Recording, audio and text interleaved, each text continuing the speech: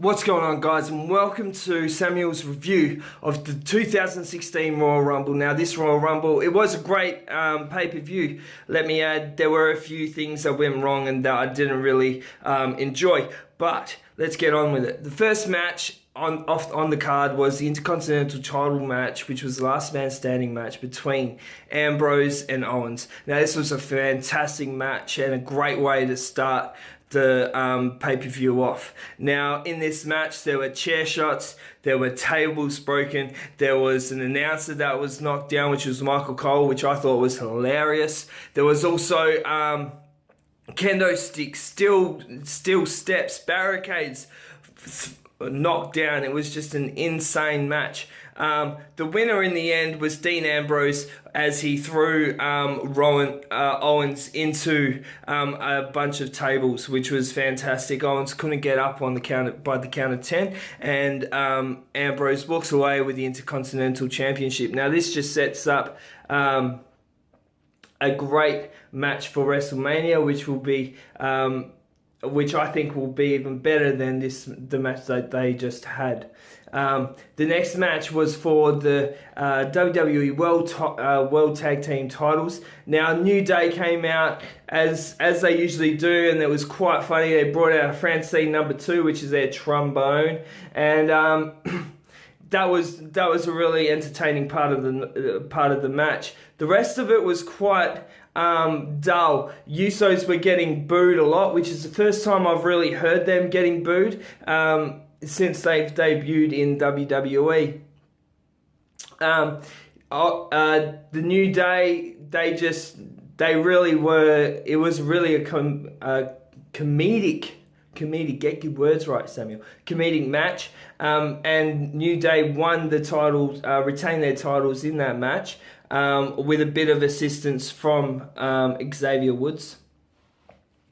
And let me just add to this. The only reason I would rate this match a 3 out of 5 was because of the comedy that was used in that match. Other than that, I didn't really enjoy it. It ended up being I don't know, it ended up being quite boring for me. The US title match between Kalisto and Alberto Del Rio ended up with Kalisto winning the match. This also was a subpar match. Kalisto didn't really shine in the high flying that I thought he would. Sorry, my camera is really shaky. And Del Rio really dominated most of the match. The best part of the match was the end, when Kalisto did hit his finishing move on Del Rio after he hit his head on the exposed turnbuckle. But other than that, it was quite a dull match. There wasn't really any high flying, and it was really dominated by Del Rio. The next match after that was the Divas title match, and that really didn't meet my expectations for that match. Both Charlotte and Becky are great divas and great wrestlers, but they didn't really come out in this match. It was quite dull in the wrestling, and I think they could have used a lot of their skills a bit better in that match. Ric Flair did have quite a bit of interference in the match, which caused Charlotte to win. But at the end, Sasha Banks, which really drew my attention to Divas title. I really think Sasha Banks is the future of the Divas division. And she came out, and you thought that she was going to team with Charlotte, but in the end she turned her back on her, and it's all about this is just going to set up a WrestleMania match between her and Charlotte at WrestleMania.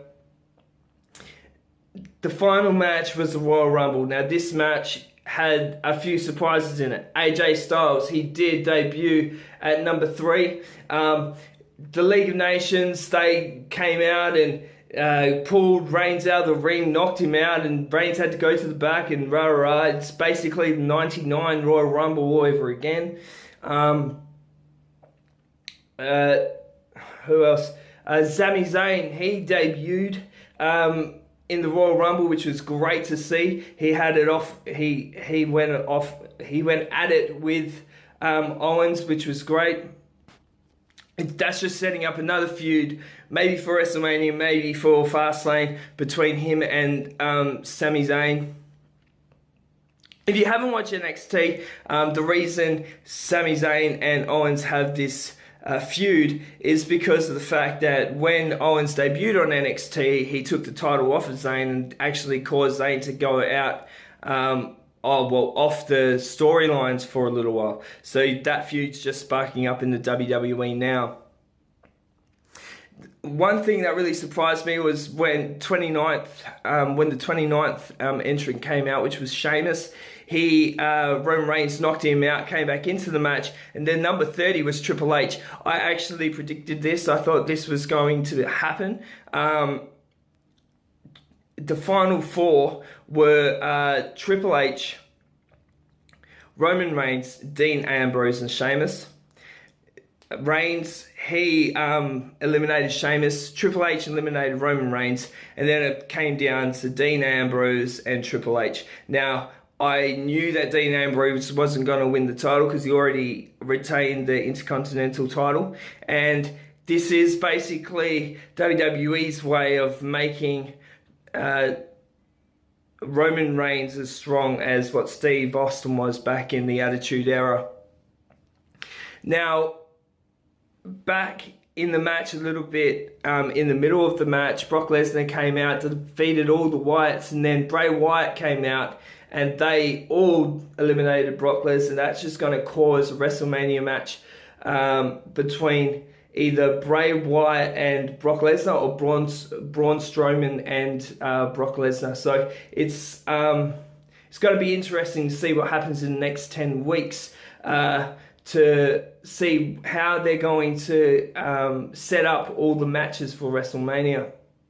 Now, one match I am looking forward to see is Triple H versus Roman Reigns at WrestleMania. I'm sure this is going to happen for the WWE World title, and I believe it's going to be a great match. Now, that's it from me. If you want to see more content, subscribe.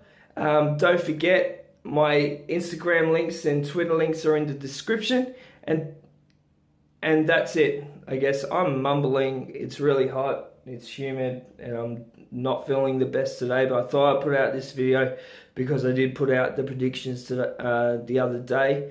Always remember, keep smiling, guys, and I'll see you later. Peace.